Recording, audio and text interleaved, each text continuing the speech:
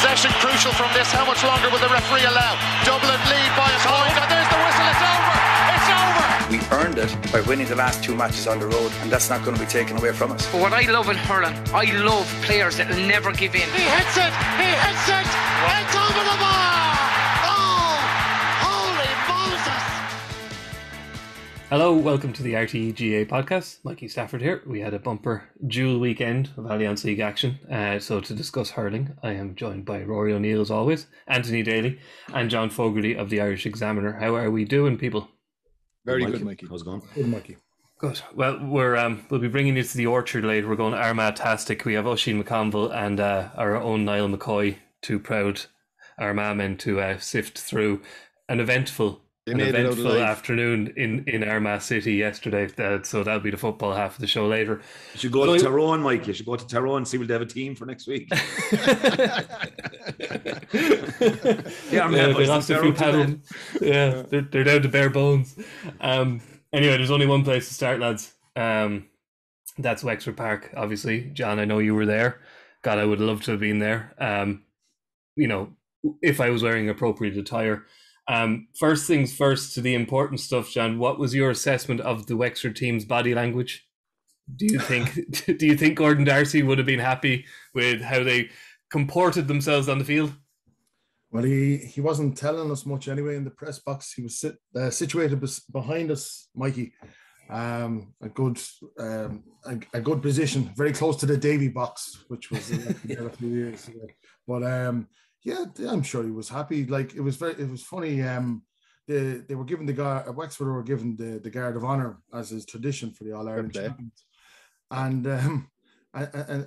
Dara Egan was cajoling the boys as they were given the Guard of Honour, as if you could misinterpret and saying, "Jesus lads, show them more respect." But no, it was listen.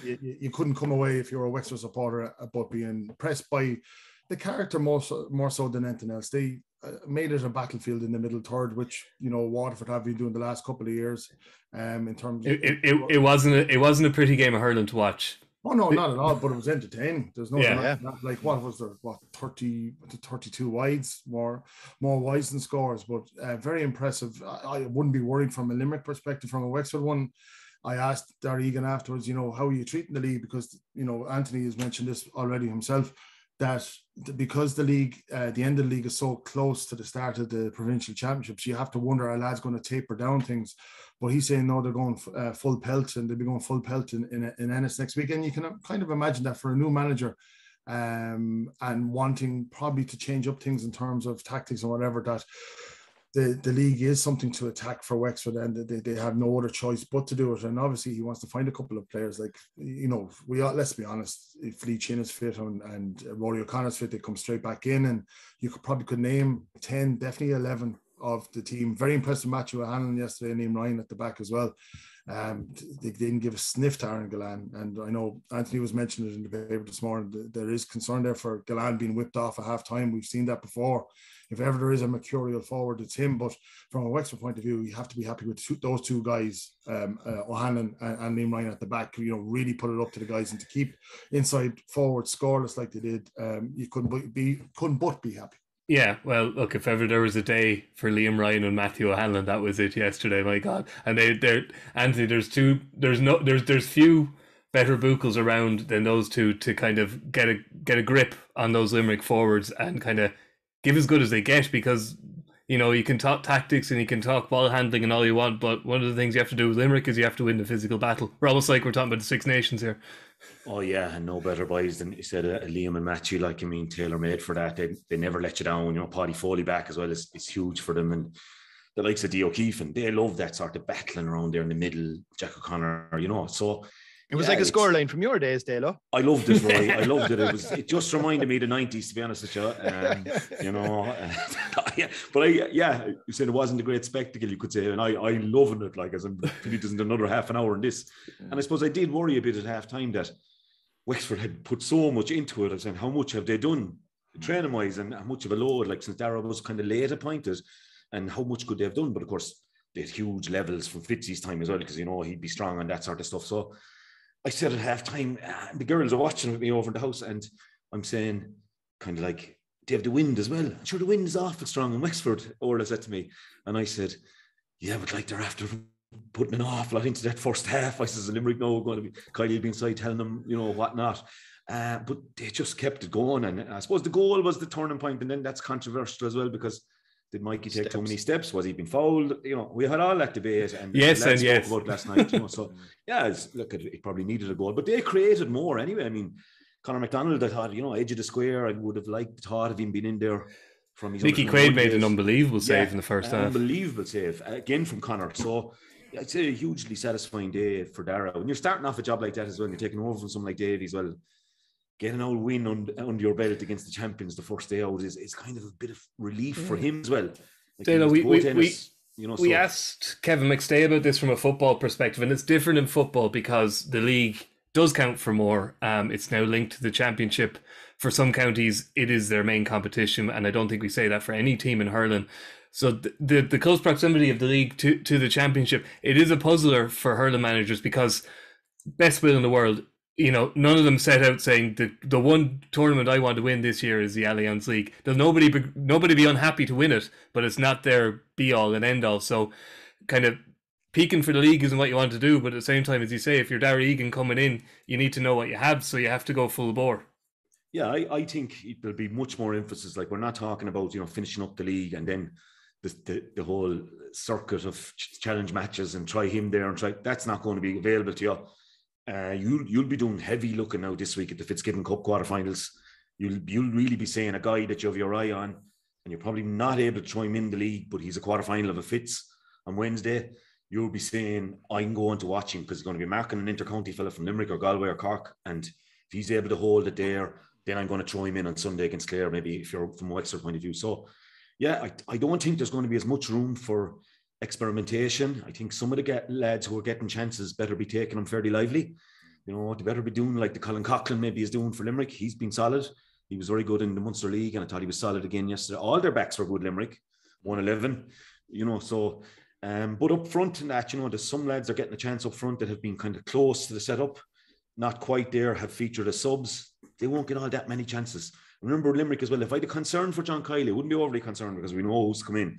Yeah. What I would be a little bit concerned is Peter Casey won't be there. How good is Peter Casey? Brilliant. Graham Mulcahy is getting a year older after a year older. Very good for Kilmallock, obviously, but got married now. And, you know, is Graham going to be able to deliver? So then, if Gillane is not on form, you are a little bit concerned with the inside line. I know Shamey is capable. I know Pat Ryan is capable on their day. You are just a little bit concerned of we've kind of always looked at Limerick the last few years.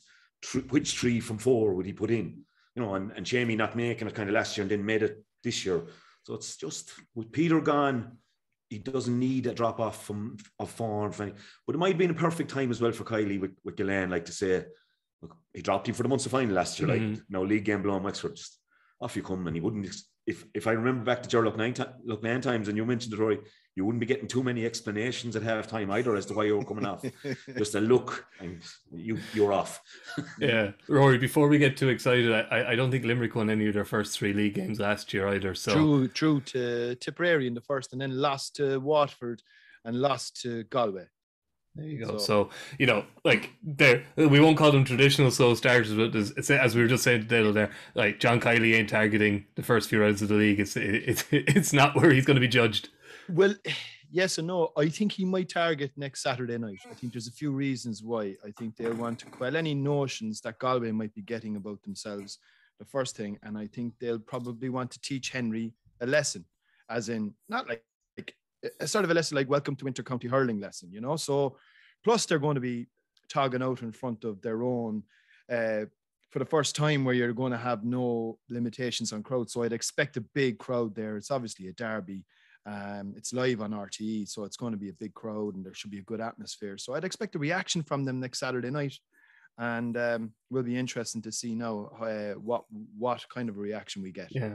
So on Galway, then we might as well go on to them, John. I know we only got a kind of a brief look at them, it being a double weekend and time not being elastic. So there could only be so much shown on the TV. But one man who deserves a mention is Grove McInerney. I think he might have taken inspiration from Leopardstown. He was like he was like a thoroughbred coming up the hill to the finish line, and the way he was hopping the slitter on the hurl, it was one of the most astounding goals I've seen. To score a goal like that in the first week of February is something else. Yeah, it reminded me of, and Anthony remember this, Martin Nocta went on a solo run years ago, and it was on the best of 89 or 91. On VHS, I worn it out, but I remember it, and he was commended on it so much. So for a Galway man to do it again, now, as it was mentioned on League Sunday last night, some of the it was tragic, some of the defending. McInerney's a big man, but it was surprised that he wasn't not taken out of it. But someone had to come reminded that he shouldn't have been there. It was very impressive like that. Like, there is pressure on Henry. Like, I know it's been mentioned. There's so much expectation on the man to do so much with them this year. And don't get me wrong, I'd have them 3 or 4 at the moment with Cork. I still have Waterford number 2, but he still has to find a couple of players there around the middle. David Burke, obviously, I think we've seen the best of David Burke. We saw a couple of flashes of his excellence for St. Thomas's this year. I think he needs lads around the middle. Obviously, there's huge injuries there to the defence. A couple of lads lost in the last while. St. Thomas's again. I think he knows his inside forwards. He has 2 fine ones in that. There's no concerns there, but it's that middle third, and again, exactly where you have to target Limerick. And let's be honest, you're going to have to beat Limerick to win an All-Ireland this year. Galway going to do it. I think it's success for Galway this year is the Leinster title again, and maybe getting to a final, definitely an All-Ireland semi-final. But I think expectations have to be reined in a little bit. I agree with Rory there. I think there could be a reminder from Limerick. Because they look at Galway as a team that can match them physically.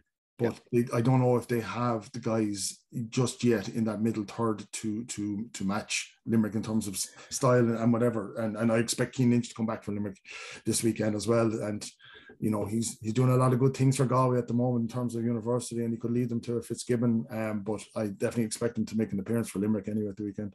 Yeah, on Offaly, Dalo, a double scores defeat in your first league game. I think Mick Fennelly is realistic. I think most people are realistic around Offaly that if they somehow manage to stay in Division 1, it'll be fantastic. Even if they go down, a lot of players who have not played at this level before will get experience, and they can look to come back up. It's not that it's a shot to nothing. I don't think anybody in Offaly would say that, but realism seems to be the word being used most frequently about them at the moment. Yeah, and it was a quick interview last night, Mikey. I liked Mick's interview, though, and he said we have our own targets, our own standards we need to meet, and sometimes out there we didn't meet them. And yeah, they'll look at that video and they'd say how to let Gary McInerney go that distance up the field. And a couple of the other goals as well weren't pleasant from a defensive point of view, comparison to, let's say, what we saw in Parnell Park and what we saw in Wexford Park. But look, for them, yeah, as you say, if they can somehow eke out a win in the division and stay in Division 1. Will they though, Dalo? I mean, looking at the group that they're in, what's more worrying, I'd say, for the question I would ask is if that's only the start of these dispiriting beatings that they get, and if this persists and continues throughout the rest of the league program, how damaging could that be for their spirit, their morale, heading back into they're still at Joe McDonagh level in championship. So yeah, but we said this last year, Rory, about Westmeath. Westmeath were getting the hammerings, and we said, is it going to be, would they be better off in 2A and winning games, or they're getting the hammer? But they won the Joe McDonagh, so if they can compartmentalize, put it in its own section, we won't be meeting Galway lads in the championship, we won't be meeting Limerick. Put it in its own. What can we learn? Can we get better every week? Yeah. No doubt, Mick Fennelly. Like they have Clare in Burr. If they play it in Burr, and with Clare missing so many long-term injuries, and with the way Clare played Saturday night, they could well say maybe that's the one we might be able to sneak a result in. And I just think if they learn and keep improving and say that's the level we want to get to, we won't be there. It'll take a year or two. But all the young players, you can aspire to getting up there. The big thing is the McDonagh for them this year. Yeah, it's talking about Clare. Then seems we might as well keep segueing on while you're making my job easy for me here, lads. You were there, Dalo. Yeah. 12 different scores for Cork, including, I have to say, I know, again, Rory, your time is elastic. I'm going to criticise League Sunday repeatedly. No, but Conor Lahan scored 1 point that it warranted a replay. I don't know if you saw it in the flesh, Dalo. Yeah.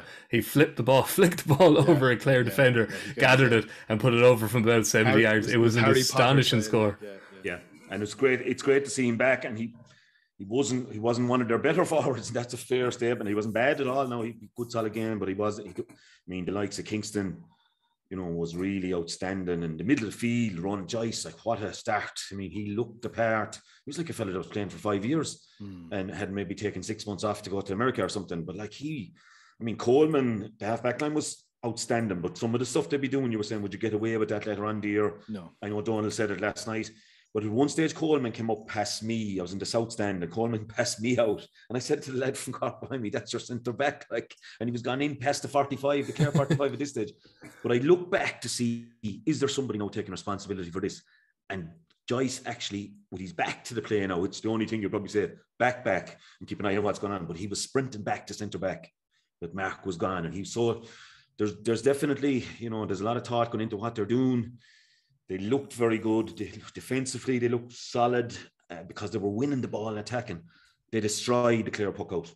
If Clare went short, they forced them to play silly balls cross field, or they intercepted the second or third ball. And every time Clare went long, then it was a 3-against-1 situation, and Clare had the hope of winning it. They destroyed the Clare puck out, and that's where it came from. And from a Clare point of view, the fight was strangely missing.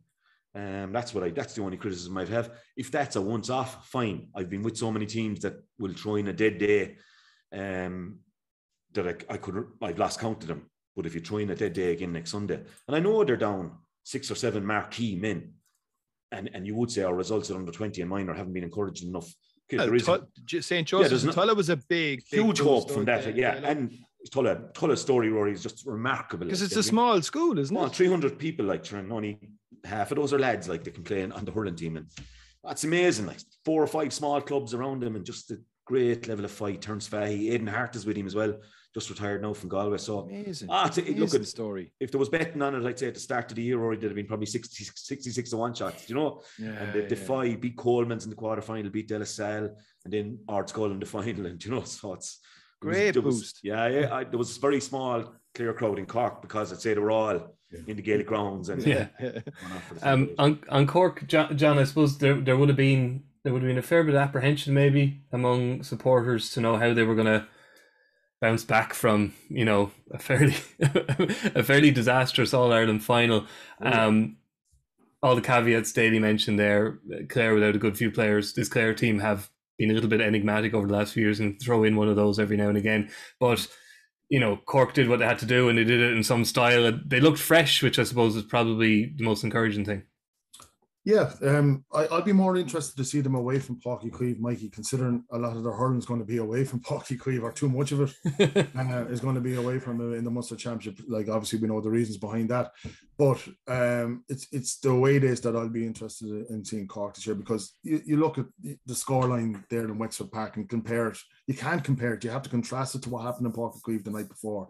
In venues like that, we know what Cork are capable of. We do, but it's when the fat is in the fire in a real county ground, not a stadium, that I'll be looking forward to seeing them. Absolutely, it's a question of. It's not a question of Tullamore next Sunday. Tullamore next Sunday, no. Certainly not. But no, there's definitely a couple of that is a stadium in a way, but it's other. Cork aren't a league team. When they haven't won it since the 90s, and I think Dalo or somebody said it at the weekend that it wouldn't do them any harm to win a league.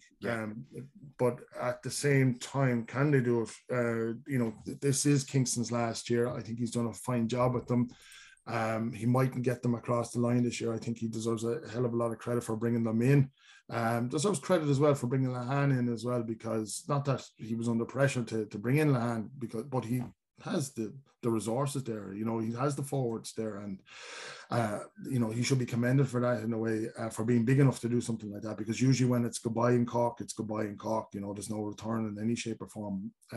But no, I'd be interested to see them, Mikey, on the road. That's really about it, because it's that's where the character is. And if there's one thing that was questioned of them last year in that All-Ireland final, it was their character.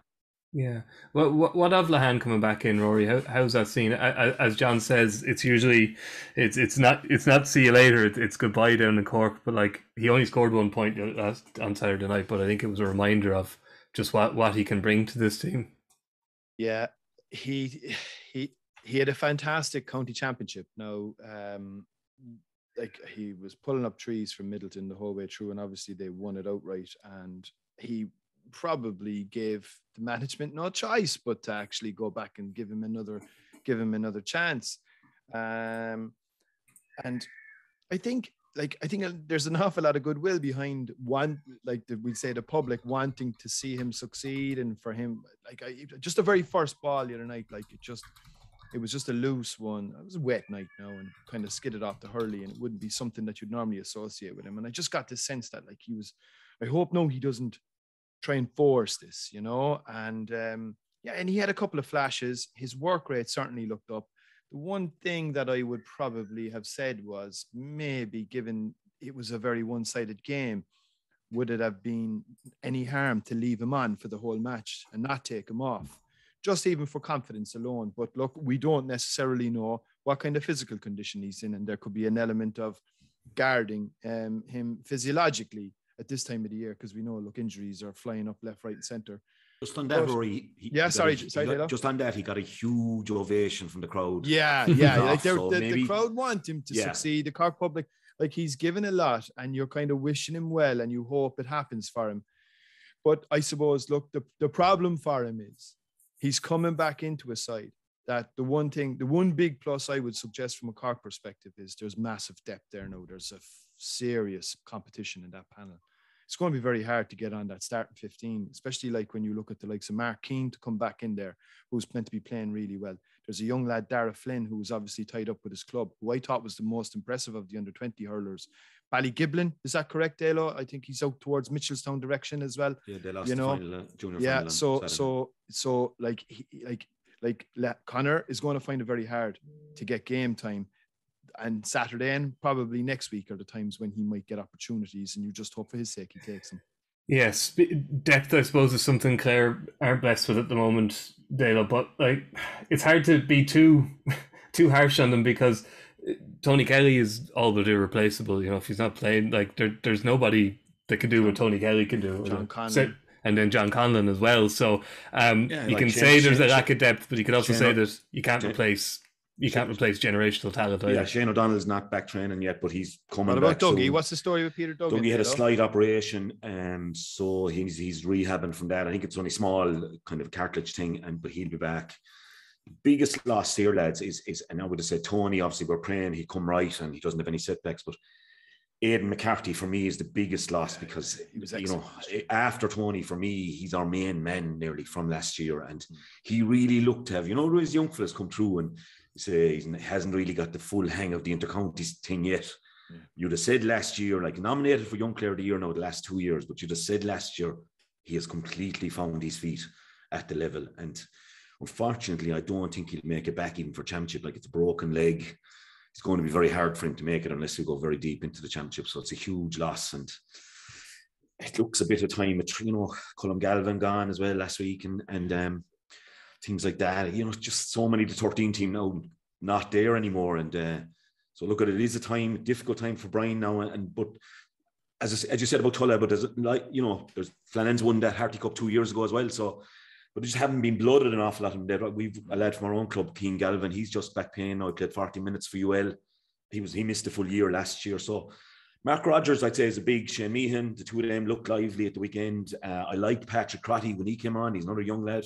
So look, no choice. You've got to go. Some of the more established fellas, I was a bit disappointed with, I have to say. Would have thought more. Conor Cleary didn't have a good game. David McInerney didn't have a good game. Aaron Shanahan didn't have a good game. So. Colin Malone was the best of the crowd that have been there for a good few years, and we need more certainly to stand up on Sunday. Yeah, Malone is without a shadow of a doubt. I thought he was very. I thought there should have been more said about him for an All-Star last year. Brilliant bit of form for 2-3 years now, John. He's brilliant. The only reason and before I found out about the list of injuries, the only reason I fancied Clare might make a go at the league was because of the schedule, because they're not out round one in the Munster Championship. If anything that's going to help Brian in a way, Anthony, is the changes to the structure, like they don't have to play 3 weeks in a row now. Obviously, there was a bit of horse trading between Cork and the Munster Council. We'll move the game to Semple Stadium, but we don't want to play 3 weeks in a row. And Clare benefited from that as well. And Clare only have to play, am I right? Ennis and Thurles are the only two venues for them. So that will help them in a way. But you're absolutely right. It's a long list at the moment. Like Wexford will give them a right go physically anyway at the weekend. But that's what they have to do now, John. That's the challenge, is maybe not beat Wexford, but absolutely go to war. Bring what Wexford brought to Limerick. You have to. Yeah. It's the time of year, I suppose, teams are kind of dealing with absentees. No more so Kilkenny. I was listening to KCLR, the commentary on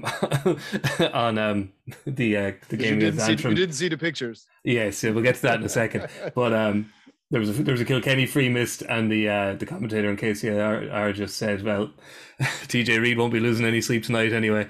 And it was a throwaway remark, Dalo, but no, it at the same time there's an awful reliance. The people in Kilkenny might, like you said, there's an awful reliance on that. What is he, 34, 35-year-old who doesn't look or acts that age? It shocks you every time you see his actual age written down. Nearly 35, yeah. Nearly 35. 35 this year.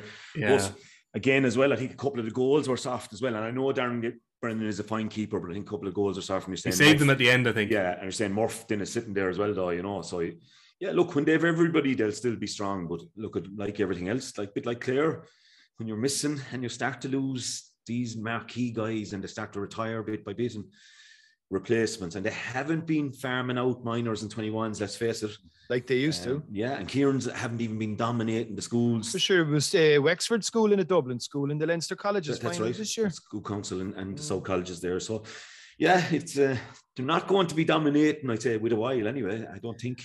No, so, it was always the case that the lads went off and played. They played junior inter-county when it existed. They played under 20, and they mightn't get it. John, they mightn't get a Kilkenny debut till they're 23 or 24, and now to college, etc. Nowadays, it's not unheard of to see a teenager making his debut for Kilkenny. So it is a sign of the times. It is, but the most concerning thing over the last couple of years, Mikey, from a Kilkenny perspective, aside from they've won the last two Leinsters, which is forgotten. It is forgotten. Yes, but Brian doesn't go to his bench as much, and that must be so difficult for lads in the panel. Like, he's always made the argument. We've put it to him, and he's done this for the last 4 or 5 years, more as the golden generation has dissipated from the group, that he says, I'd rather give it a player a full game than just bringing them on and what have you. But it doesn't show much trust in what's behind them there. And that's the concern. Like, obviously, and I can't wait for this All-Ireland Club final on Saturday. But the Shamrocks boys are going to have to be given a little bit of time, to relax or to decompress after what they're going through, particularly DJ, because as much as he owns a gym and he's in there and he looks after his recuperation and what have you, the man needs to be minded. And so I don't expect to see him until round 5 or round 6, I would imagine, of the league. But there is a huge dependency on that Shamrocks group now. They are the core element, and if anything happens to them, God forbid, for Kilkenny, and that's why James O'Connor was saying before Christmas, TJ needs a break. TJ needs another break now as well, I would imagine, after this. Ongoing grind as well, John, isn't there? Yeah, ongoing grind. And like he can manage that, but is he going to play the 5 rounds of the Leinster Championship? I don't think so, Anthony. Yeah. Rory, we have got a bit of flack, as is this time of year. We can't show everything, and we've got a lot of Antrim people who are kind of understandably, I suppose, they may not have been at the game. It's a long way to go, and they very nearly pulled off what would have been a pretty famous draw. And they've a fine team. There's a lot of interest. They're passionate hurling people. So you're getting it in the neck, and I'm getting it in the neck. Yeah, and it's and I think the key point here is it's a perennial problem. Now, we didn't have it for the last 2 years because COVID more or less remove that problem by putting everything in on GA Go and no one allowed go to the games. So we're back to where we were, and this will resurface as well on February 26th, March 20th, and March 27th. It will be the exact same problems there as well. I hear Antrim. You've got to make hard choices. Unfortunately, at this time of the year, it was a straight-up shootout, really, between what we had available to us between Galway Offaly versus Kilkenny Antrim, and the fact that it was Henry's first game in charge of Galway and Offaly's first time back in Division 1.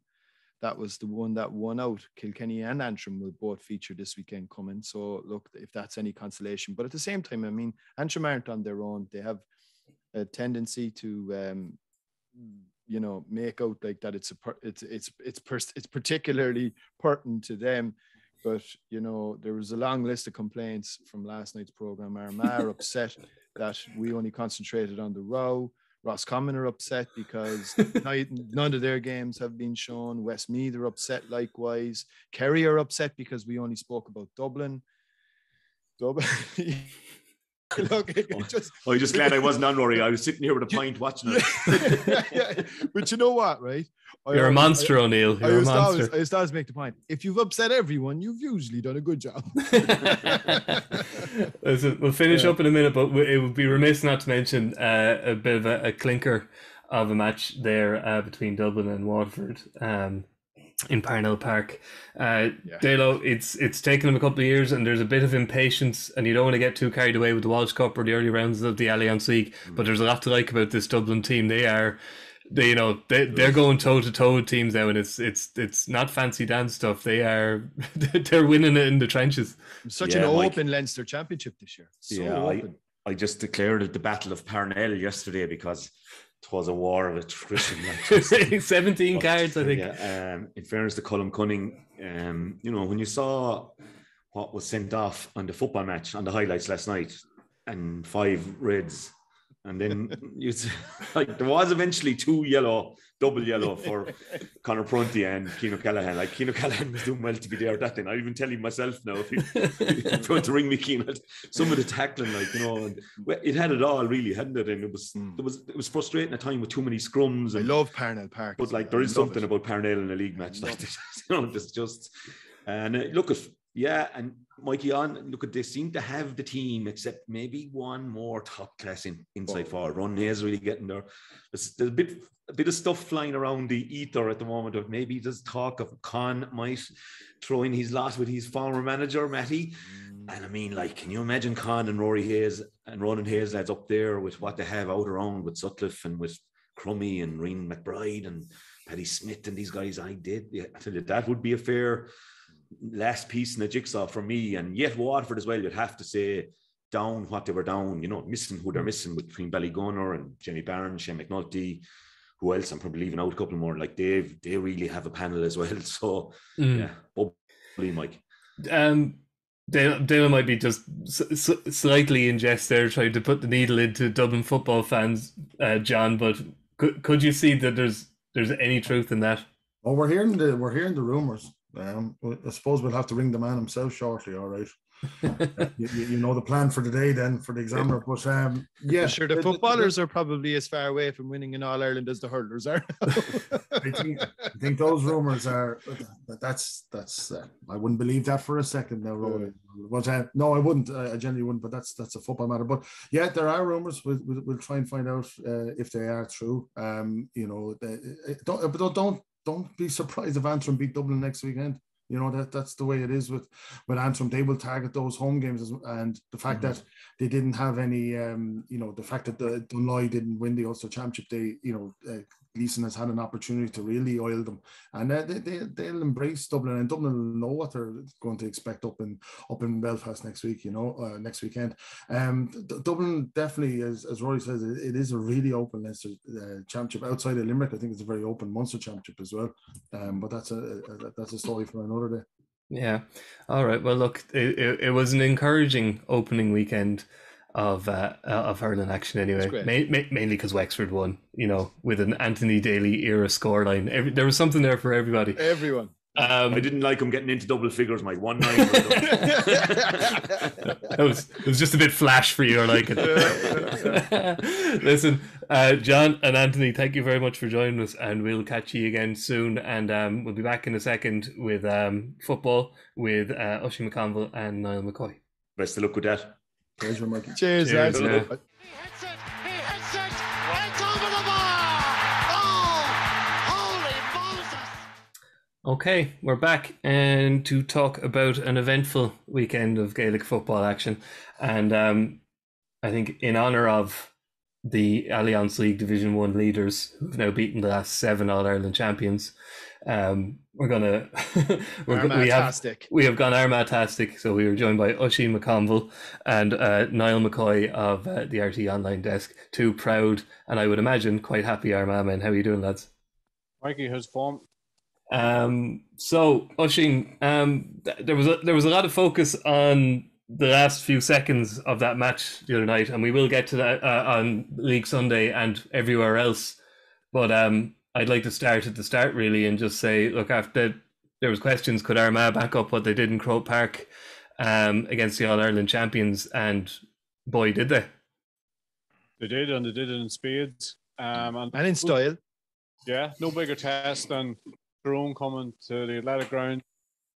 Space. What a crowd there, Rush. Yeah, unbelievable. I mean, we were actually quite late getting there, and we just got in, and we were standing right down at the fence. And I had two young fellas that could just about see over it. So, but the crowd was phenomenal. There was some buzz around the place. And that's such a brilliant ground. It's one of my favorite grounds. It's one of the best grounds actually out there. So when it's full, I'd say it was a great atmosphere, was it? Yeah, I know, because what I had pictured coming down the road in the car was that me and the boys would stand behind the goals on our own, like we have done at lots of league games over a number of years. And when I got there, I was very annoyed that there was about 4,000 people behind the goals, and there was a crowd of boys from a neighbouring club who had taken up my usual spot. So after I got over that initial annoyance, I realised that this was not going to be Croke Park revisited, in that space was at such a premium. I can't tell you, lads, how good the quality was for the first 35 minutes at least. It was phenomenal. And you know what? Tyrone were only a small bit off it, I thought. In that when they got up front, they just didn't seem to have the firepower that we would normally associate with them. I didn't think their transition was great, and I think that could be all put down to the fact that they're probably a little bit behind the curve as far as I think Eamon touched on it last night as far as conditioning and that is concerned. But look, it's a really strange position for Armagh to be in at this moment in time, because as GA people in general, I think we do pessimism a lot better than we do optimism.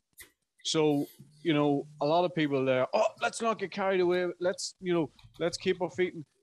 What's wrong with a bit of momentum? What's wrong with a bit of optimism? I mean, this is the first time in a long time that I said last week that it felt different. It felt that we had properly arrived. Now, yesterday just backed that up again. And I think the one thing that I really like about this team right now, and let's talk about right now. Let's not talk about further down the line. Right now, I like the athleticism of the team. I like the decision making that they have, and I also like the fact that we beat the Dubs, who play in it. Well, I don't know if there's any real make or shape to the Dubs right now, but they certainly will give you an opportunity to get at them, and probably have done down through the years. Maybe not just as much as they do now. They leave you very isolated. So we were able to play against a team like that, and we were able to mix it up. And the one thing we identified straight away yesterday was that we're not going to be able to kick the ball in the same fashion or the same way as we did the last day. So the thing I like right now, and the thing that fills me with even more optimism, even though people are scared of it, is that we have beaten two teams who play in a different style. We struggled and have struggled for a long, long time with defensive shape and breaking packed defenses down. And we were able to do that yesterday, and we were able to do it with plenty of style, We were able to do it with a multitude of players. We weren't relying on one player to break the Tyrone defense down. And I just thought that whatever we have at this moment in time, to try and bottle it and run with it. And the other thing I would say is that it is January. Sorry, it was January last week. It is February now. There's only 2 games played in the league. But this is a season like no other season. This is a season where in 2 months' time, we're going to be in the thick of it as far as championship is concerned. And I think that there's a real possibility of a team like Armagh being able to maintain that momentum, or certainly that they're conditioned well enough to be able to continue that right through. And I think the last part of this is that our squad seems to run deeper than it has done in a long time. Niall, you watch probably as much Armagh as anybody over the last few years. What are you seeing as a difference? Because I'm not buying that this, Armagh are better conditioned than Dublin and Tyrone, and that explains their performances. I'm sure they're very well conditioned, as any one of Geezer's teams would be. But there's more to it than that, isn't there? Yeah, well, Oisín touched on it there. I don't think anyone had any fears about Armagh coming up and scoring against Division 1 teams. We saw that last year. They put up big tallies in that, localised National League split, Division 1 North. They had 117 against Roscommon in the playoffs. So we've known for a few years now, with the likes of the O'Neills there and different boys coming through, that Armagh are going to be able to score. It's definitely been at the other end of the pitch where the question marks have been. So they just look a lot more solid defensively. Still conceding quite a bit, but in both their matches, they've essentially had the game won at half time in both matches and have been quite content to sit back and let teams come on them. Dublin in the second half, Tyrone again on Sunday. So again, not possibly a fair reflection in the second half of their attacking capabilities. Oisín said the phrase "our decision making." Like, I take someone like Charlie O'Byrne, who had all the raw qualities, and he does 9 out of 10 things right, and then he'll run into traffic and lose the ball. Whereas this year, he's just getting rid of the ball a wee bit quicker. He's taking the right option. They're looking more comfortable when they're passing the ball out, waiting on teams to come on to them. So I don't know if it's Kieran McKeever. I presume Kieran's had a lot to do with it, but they definitely look more confident and look more, their decision making is definitely a lot cleaner. And then just at the other end of the pitch, like, squad depth up front is just ridiculous. Like, we've been without Oisín O'Neill, we've been without Conor Turbitt, 2 of the most exciting players in Armagh. We've been without Andrew Murnan, who's a different sort of option, probably isn't fit enough to start a match. I don't know how they're going to fit all these forwards in when everyone's back fit, to be honest with you. So they're going to always have that ability to put up 116, 117 against any team in Ireland. And they'll be able to do it against Kerry, I think, as well. Like, I don't think there's any team can shut Armagh down. But as long as they're still as hard-working and control at the back, listen, it can be a hell of a season for them. No one's getting carried away, but they're in a really good position. I checked the stats, and the last time Armagh won back-to-back Division 1 games was 2005, when they last won the title. And that's, what's that, 17 years? 17 years, yeah. I think they've probably only been up in the top flight maybe about 7 or 8 years, maybe not even since then, but it's still something we haven't done in a long, long time. And for me, it was a more impressive win almost than Dublin, because Dublin let Armagh play how Armagh like to play. Tyrone had so many bodies back. They clogged up where you'd expect Tyrone clogged up. In that first half, Armagh had 5 brilliant goal chances. They took 2. Morgan pulled off a great save from Sheridan. There's the one Mackin was tipped over. He just had to put that across goal. Norman McKay's got a palm into an empty net. And there's the one Greg McCabe again, a fist across goal. And I think Armagh ended up getting a close range free. So at the moment, a very confident, a very strong, a very athletic team. They're just ripping teams apart, and they're doing enough at the back just to make sure they're getting the points too. Tyrone got back to 4 points at one stage, yes, and people thought there was panic there. I thought Armagh were still relatively comfortable at that stage. I think if you had to put reverse the team names, people would have said Tyrone saw that game out relatively comfortably. It's just what we've done in Armagh this last 5 years. We've lost a lot of big leads. So understandably, people are quite nervous, even when you're 7 or 8 up. But listen, they're learning. They're still a young team, and they're just learning. Rory, that's it's a good point that, you know, how well they saw the game out, because a couple of caveats. Tyrone obviously came back a bit later than everyone else, usual story for an All-Ireland champion, team holiday, etc. But this, that we were talking about it in the hurling, that some teams will take the league a little bit easier than others. I don't think that's really the case in football, and you saw it watching it yesterday. There was an intensity to that game that Tyrone brought that I won't say quite replicated championship, but it's as close as you're going to get in February, isn't it? Yeah, big time. Yeah, without a doubt, as close as you're going to get. I'd say this is fantastic preparation for them. Only negative, I suppose, really, that you could probably draw is just the familiarity breeding contempt is just creating a situation whereby a lot of these teams who are playing at such a high level in that part of the country are probably meeting each other too often. It's no one's fault. It's just the fact that they're really up at a high level. But I think a lot of neutrals actually really enjoy watching Armagh. I think they're kind of playing a game that, like, they're kind of fast. They're kind of fastly usurping Mayo as nearly everybody's second favorite team, in that they play a really good brand of football. It's exciting. They go for goals. They're usually spectacular goals. So I would actually echo everything the lads have said. I think they could be set. I mean, you're going to find out again another little bit about them, I'd imagine. It'll be house full sign again in 2 weeks' time on Saturday at the Athletic Grounds, Ush, given the fact that it's another derby. Get there a bit earlier, Ushy. Yeah, it's another derby against Monaghan. I think they like, and there's some really interesting facts and figures that Niall threw out there. Like, you could really see Armagh, you know, it's probably a bit early to get too dreamy, and we'll certainly find out when they, you know, maybe take on Kerry. We'll get another good picture of where they're at, but I don't think they'll fear anybody at this stage. You know, their confidence must be sky high, and yeah, you could really see them making last four, and who knows at that stage.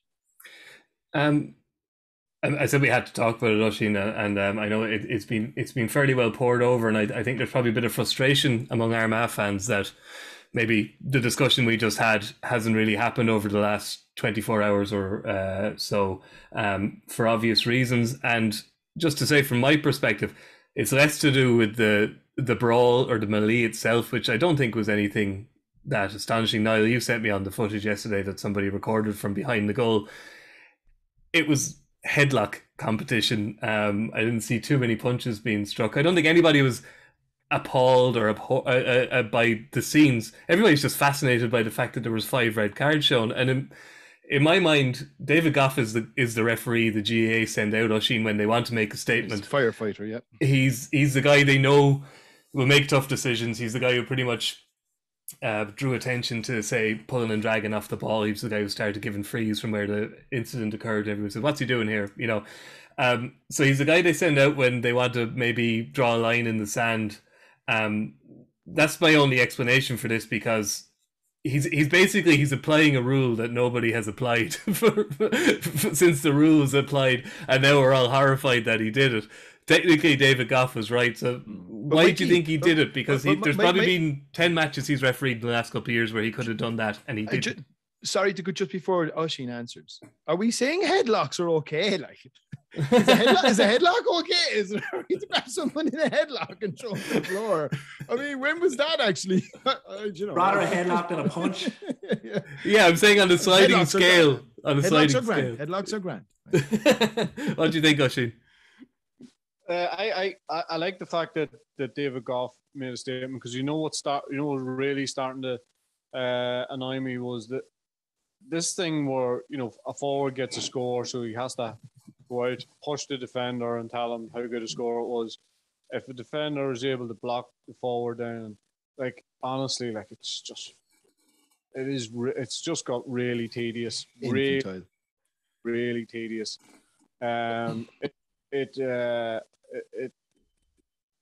It sort of boiled over from that yesterday into headlocks, and actually, I know we're having a bit of a laugh with it, but the Jarly one was dangerous. The reason why it was dangerous was at the front of the fence. There runs a little step, a little concrete step, and when I seen the footage, that's the thing I was easy. But there was stuff going on off the ball. Now, David Goff handled the game as well as he possibly could, but he needs a hand. Jesus. Like, I mean, umpires, linesmen, actually, linesmen were involved quite a bit, but, you know, the umpires, this happens at one side of the field and the other side of the field. And the thing about him making a statement is that now the statement needs to be backed up. Yeah. Statement needs to be backed up by the GA and say, listen, lads, I don't care what you come with. I don't care what hole you have in the rules. This is the way it is. Suck it up. Go away and make sure that this doesn't happen again. And you know what? It won't happen again. But see if these guys get off, it'll happen again. And so we have a great opportunity to draw a line in the sand with these headlocks and stuff like that. Because the thing about the headlock is, right? So you're standing there and you could be waiting for a punch. You could be lined up for a punch. You could be ready to do a dance.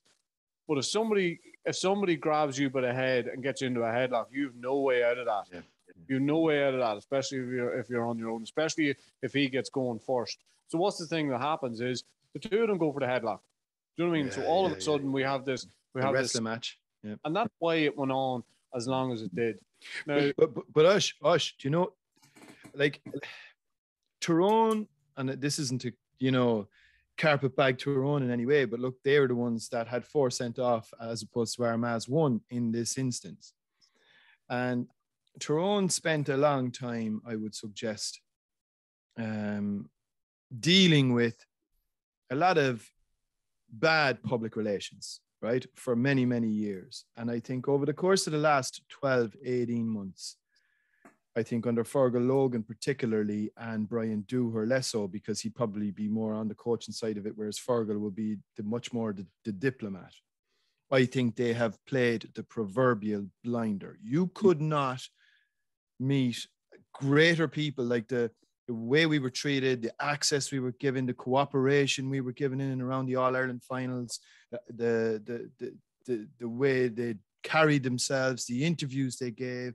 I thought it spoke volumes for Tyrone and the Tyrone County Board and Tyrone people and Tyrone GA. What I would love to see here is Tyrone to suck this one up.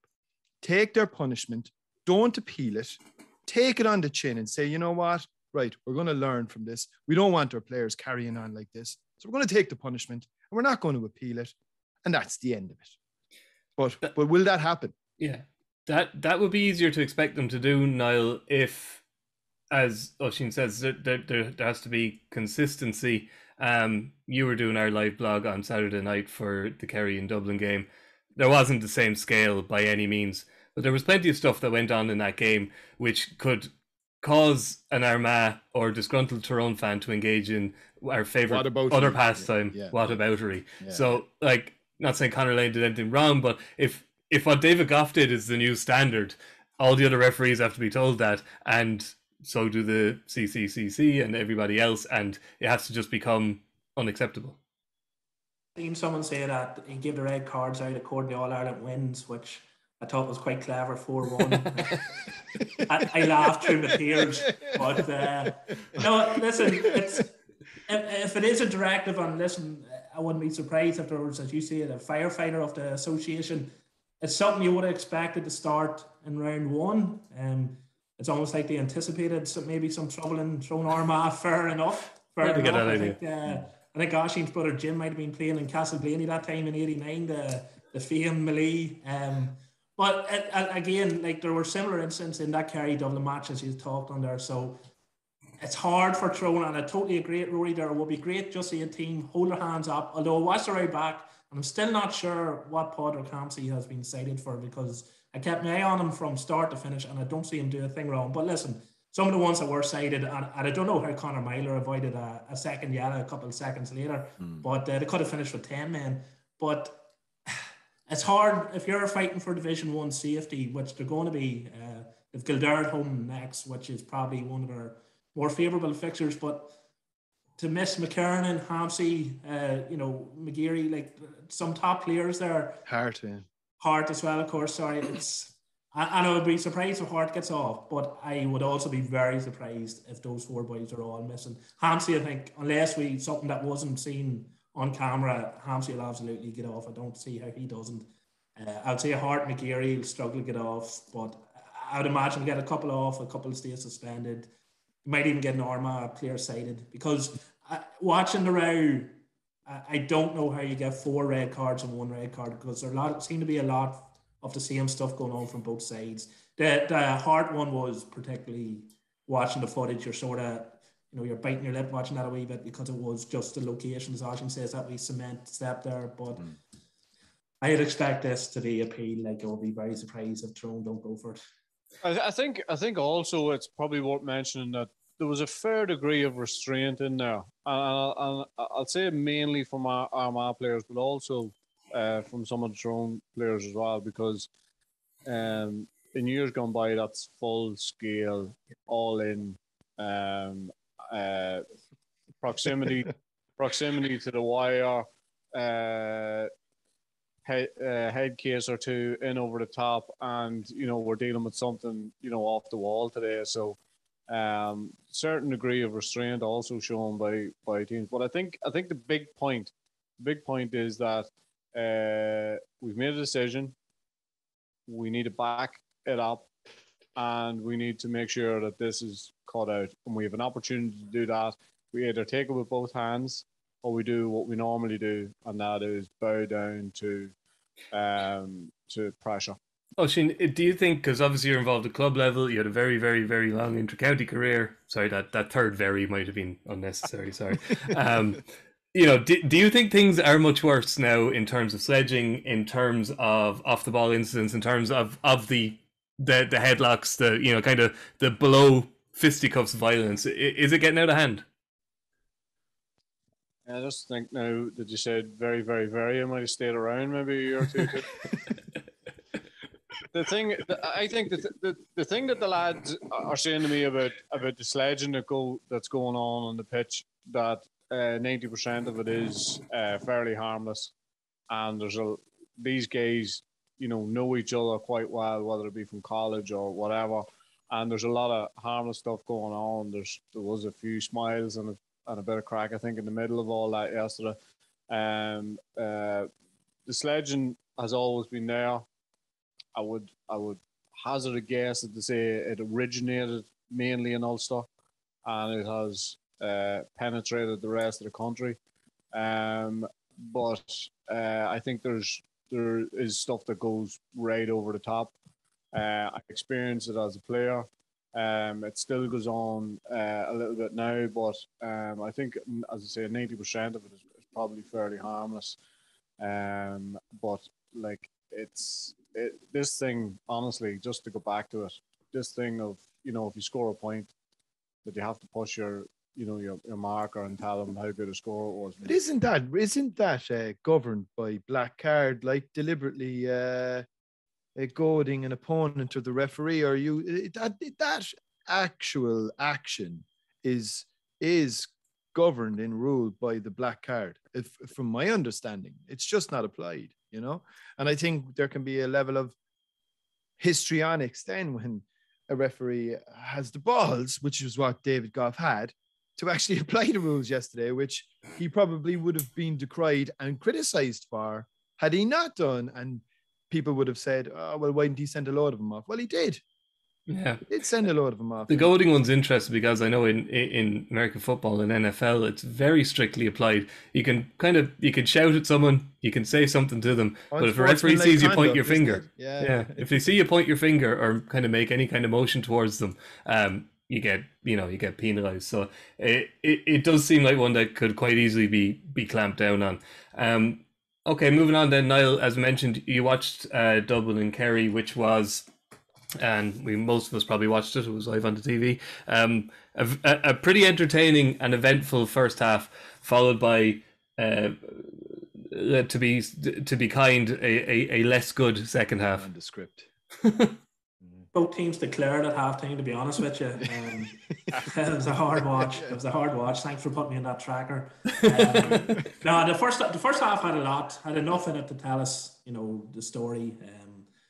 Dublin actually started really well. I thought against really tough conditions, like when Evan Comerford put over that free, like it looked like it was such a really good free, and it looked like a real lifting moment. And then when Lorcan goes through Odell and overhits that fist pass to Dean Rock, you see something that you've rarely seen from Dublin in 7 years, and that's bad decision making, bad execution of a basic skill. And it's almost still very surprising to see Dublin mess up a 2-on-1 like that, because we're just so used to them just finishing them so clinically, like, it became almost robotic that you knew it was going to end up in the net. Listen, Dublin aren't in a great place, and I thought Desi Ford, I thought he was quite measured in what he said afterwards, and there's a lot of truth in what he was saying, is that they are, you lose that sort of talent, it's going to take a bit of time, and he's very clear that they're in a transition. I just don't think things are as grim in Dublin as some are predicting. Now, okay, their dominance, that brilliance is definitely chipped away, but it's the second week of the league, and people are talking about them being relegated. They've got a 2-week break now. It's probably a nice time for them to go away and work on things. But will they use this criticism? Will they like this criticism of, they're being talked about as actual relegation candidates, which sounds crazy? Or will they just keep doing what they're doing wrong? And that's being outplayed, because after that initial burst, Kerry were more than comfortable. Like, they were just sliding through the middle for the last quarter. The second quarter, it was... they're just picking off scores at will now. They're swinging over good scores, but they have very little pressure on shots. The goal just killed the game as a contest, and there's still a half to go with Dublin having a strong win behind them, but just didn't. Chipped away all right, but both teams had accepted the fate at that stage. Oisín, Kieran Whelan made a pretty interesting point on the TV afterwards, I thought, kind of just about the culture of it, and the point Niall makes there is getting used to losing, which is, for most of us in life is, comes naturally enough. But for these lads, like, obviously there's the astonishing stat about Brian Fenton and how long he went before he even lost the championship game.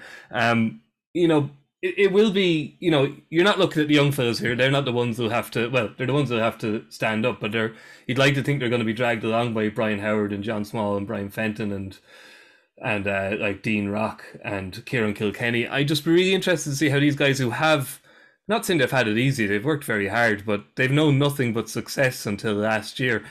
It's going to be kind of fascinating to see how they do react to no longer having the level of dominance they've had. Yeah, look, they're in the trenches now, and I don't think they've properly been there before. Obviously, the Mayo defeat last year was something that would have hurt and would have stung. And you're right, when you're in that position where you're used to winning, it is a shock to the system. But you expect them to bounce back, but they haven't really done that. They've regressed again. There's no real shape to them. Like, they didn't learn. It's like I thought just a simple lesson even from the Armagh match was, a few more bodies, a little bit more protection for your full back line. That didn't really happen. They got pulverized for 10 minutes on their own kick out and were really punished on it. Again, there's lots and lots of things to contribute to this, but I do think that for a lot of those young players coming in, they're coming into a team now. In previous times when young Dublin players were coming in, they were probably playing with 12, 13 very experienced players. These Dublin lads who are coming in there are not playing with, really high-class experienced players. They're playing with a lot of good players, don't get me wrong. Dublin will be fine in time, but there's no structure, there's no organisation, and that has gone on 2 weeks in a row. And so what's going to change between now and then? A lot of things have to change. I'll tell you what has to change. They have to change as far as protection for the full back line for now, okay? They have to change as far as the transition, because it's way too slow. And up front, they just need to be a lot more clinical than they've been. Now, I know that's simplifying. I know that's the three areas of the field. But if I was to pick one of those, well, actually, let me pick two. Okay, a wee bit of protection for the full back line and transition. Like, you can't manage a game the Dubs can no longer manage a game on the 5 or 6 or 7 or 8 points down. That's not. You don't manage a game from that point. You have to. It's muscle memory for them now, isn't it? That's just the way they've played for so long. You have to go ball headed at it, regardless. Yeah. You don't want to be many processes you want to go through and all that sort of thing. You can do that from 10 points up. You can do that from 5 points up. You can manage a game out from 3 points, but you cannot do it, from the position that they have found themselves in the first couple of weeks. And I tell you another thing about the Dubs is, we talk about relegation. Relegation is very possible for the Dubs. The Dubs have Mayo and Croke Park, and then they have to go to Newbridge. So, and then a run, and then a tour of Ulster. Yeah. So, it's very possible. Very, very possible. Now, as I say, I still think they'll be fine in time, but there's a bit of organisation really has. There's a bit of sitting down and finding out, what way they want to play. Because as I say, you can't manage a game from 5 and 6 and 10 points down. A quick word under Vanquishers, Rory, because love talking about them. Credit where credit is due. For about 20 minutes there in the first half, they were unbelievable, and the spark was actually David Clifford doing something wrong, missing a penalty. After that, he scored a point with a ridiculous dummy. All the Kerry forwards were bringing out the dummies on Saturday night. And then he kicked 2 points from distance in that wind. I know the wind might have been on his back, but it's not like it was helpful on his back. It was a gale blowing around. He just kicked some magnificent scores. And as Kevin McStay said on commentary, there's a fear here we'll start taking what this guy does for granted, when really every day nearly he's doing something that should make the jaw drop. Yeah, the only negative about that is I heard that about, all right, let's go through it. So they used to say that about Gooch. Oh, it's a once in a generation player. And along comes Clifford. And then before that, it was Maurice Fitzgerald. And before that, it was Pat Spillane. And before that, they tend to produce these once in a generations quite regularly. About once a generation, yeah. Yeah, the rest of us might get one of these players in a lifetime. The Kerry kind of tend to produce them just right on cue. As one lad is packing up, the other fella is just finding his feet and settling in. So. But he's worth the admission fee alone. Anytime you get an opportunity to watch him play, you should go and grab it, because he really is something special. I was surprised he missed a penalty. That was just the only kind of, I suppose, blot on his copy. He scuffed it. He didn't catch it right at all. You could see. Yeah. Which is unusual. I saw one noted particular Ulsterman say that it was a metre wide. In his newspaper column. It wasn't a metre wide. It was he just outside the post. And Kerry are in great shape. I think they still have some issues at the back. I think you can still get in behind them. You can create a couple of goal chances against them. Cork even managed it, and that'll tell you, that's probably not a good sign last year in the championship. And obviously we've seen it a couple of times this year already. And look, it's still a hangover, I suppose. It was 3 goals effectively that knocked them out of the semi-final last year. And, Dublin could have had a couple as well on Saturday night, even with a very inexperienced forward line. So they're not without their problems. I think the Naguay lads have made a big difference going in. Diarmuid O'Connor was rightfully man of the match. And he's certainly, his form is going to be a big boon to them as the league progresses. Up front, I think they're as frightening as any Kerry team has been in the past. But I still think there's a couple of asterisks attached to them. I'm not 100. Look, I think they'll win everything because they just have too much firepower for everybody else. But there could be a few hiccups along the way, no doubt. Okay, we'll finish up now in a minute, lads. But I know a couple of you actually saw some games that maybe the rest of us didn't see in full. Oisín, you caught Down versus Galway, which was Galway following up on their good opening round win against Meath. They got the win, and I suppose for a lot of people, the interest there would be the second half appearance of Damien Comer. How did he look? Yeah. Well, he actually come on after, I think it was about 28 or 9 minutes, and he was on the ball straight away. I think he got a point straight away, and then he was involved in another score. He looked absolutely ravenous. He just everywhere. I'd say he played 8 minutes of the first half, and I'd say he was absolutely cream crackered when he went into just wanted to be on the ball. He wanted to be involved in everything. And look at if you're a lad like him and you've been in and out the way he has, I can only imagine. But wow, does he give them an extra dimension? And Shane Walsh looked very happy to see him too, because his movement in there, even for some of the balls he wasn't getting, his movement in there, he's very, very dynamic. He looks strong. He looks fit. And the key for Pádraic Joyce and the boys will be to keep him fit. I was impressed with Galway at times. They still, Barry O'Hagan at times looked as if he could have kept down in the game himself. But I thought there's much better structure to them, to Galway. They're still a work in progress, but definitely they're thereabouts. And what if Down, I suppose, your old mucker, Aidan O'Rourke, is in there. My old mucker as well. He's a club mate of Niall's, so a lot of us have connections to Aidan O'Rourke here. And self James McCartan. Obviously, big questions about whether or not the Kilcool contingent come back in, and in what kind of numbers, I suppose, will be key for their season. Yeah, look at Down need bodies back and need them back quick. They are seriously in relegation ball. If we talk about the Dubs, the Down are in trouble. One thing you'll find with Down is when you least expect it, they'll come up with a win. But are they going to come up with 3 wins in order to keep themselves in that division?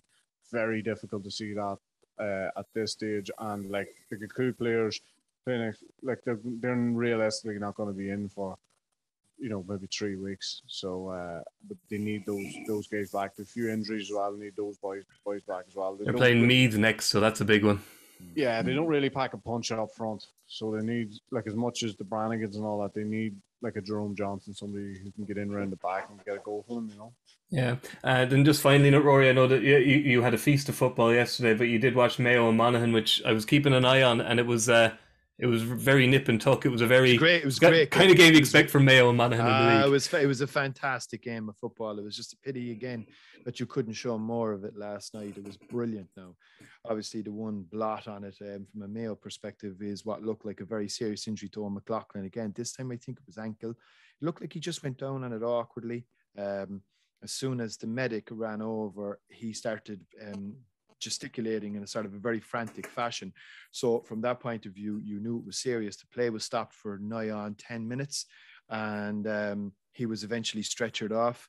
So a bit of a blow, and he'd been playing really well.